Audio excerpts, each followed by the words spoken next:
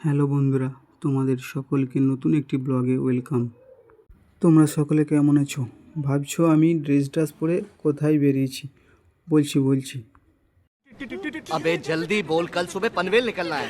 আজ আমাকে অনেক রাস্তা পার করে যেতে হবে মশাক গ্রাম, কারণ আমার একটি মামাতো ভাইয়ের বৌভাতের রিসেপশন পার্টি আছে। সে উদ্দেশ্যে আমার বাবু, আমার মিসেস এবং আমি বেরিয়ে পড়লাম মশাক গ্রামের উদ্দেশ্যে। চলো লেটস গো টু মশাক গ্রাম। বাইকে যেতে যেতে আমি বার করে ফেললাম আমার মোবাইল এবং চললাম শ্যুট করতে করতে। আজকের ওয়েদারটা ছিল খুবই ভালো। যেহেতু আমি বাইক রাইড করছিলাম উইদাউট জ্যাকেট পরে, হালকা হালকা ঠান্ডা অনুভব করছিলাম, বাট কিছু মনেই হচ্ছিল না।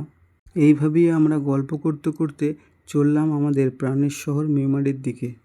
আমার লাক আমার প্রতি এতই ফেভার করে যে সামনে গেলেই দেখতে পাবে। তখনই আমি রেল গেটের সামনে উপস্থিত হই, দেখতে পাই হ্যাঁ অ্যাজ অলওয়েজ গেট পুড়ে গেছে।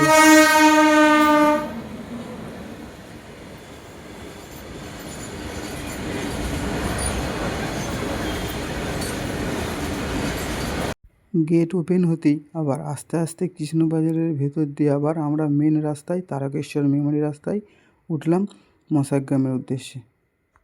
আজ আমাদের এই রিসেপশন পার্টিটি ছিল একটি লজে, কারণ আমার মামার বাড়ির ওখানে জায়গার খুব শর্ট, মানে প্যান্ডেল করার কোনো জায়গা ছিল না, এই জন্য লজ ভাড়া করা হয়েছিল।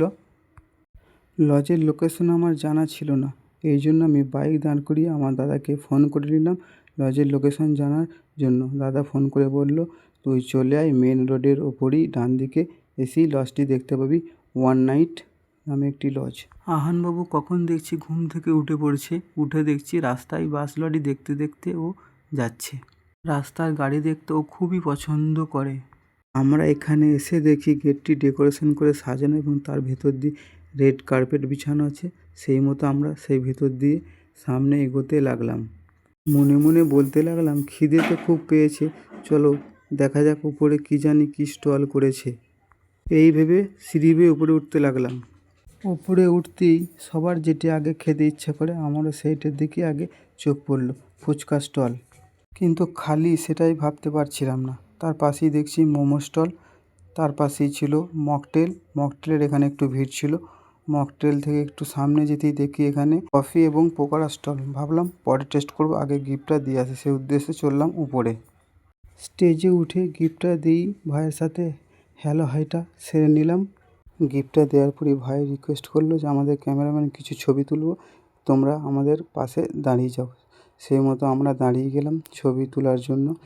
আমরা ক্যামেরাম্যানের দিকে তাকিয়েছিলাম, কিন্তু এখানে দেখছি আমার বাবু, ওর ওইদিকে ধ্যান নেই, ওর হচ্ছে গিয়ে ধ্যান অন্যদিকে, তাই ও চললো নিজের মতো খেলা করতে। তো শ্যুট কমপ্লিট করে চললাম নিচে স্টলগুলিতে খাওয়া দাওয়া করতে, তারপর লাঞ্চের জন্য উপরে উঠে এলাম। লাঞ্চ প্লেটে প্রথমেই লেবু এবং স্যালাড, তারপর চিকেন শাঁটের পরে বেবি নান এবং চানা। এগুলো খাওয়া কমপ্লিট করতে না করতেই ভাত এবং ভেজ ডাল দিল। তারপরেই চলে এলো পাবদা মাছ, যেহেতু আমি খাই না তাই পাতে তুলে দিলাম। এরপরেই চলে এলো বাসন্তী পোলাও এবং তার সাথে মাটন কষা। আমরা আস্তে আস্তে খেতে শুরু করলাম। এদিকে এখনকার জেনারেশন আবার মোবাইল ছাড়া খাবে না, তাই মোবাইল দেখতে দেখতে খাচ্ছিল। খাওয়ার শেষ পর্যায়ে চলে এসছে চাটনি, পাঁপড়, মিষ্টি, দই। সব খেয়ে আমাদের ব্লগ এখানেই শেষ করছি, কারণ না হলে বড় হয়ে যাবে, দেখতে ভালো লাগবে না। চলো টাটা, বাই বাই। চলো দেখা হবে নেক্সট কোনো এক ব্লগে।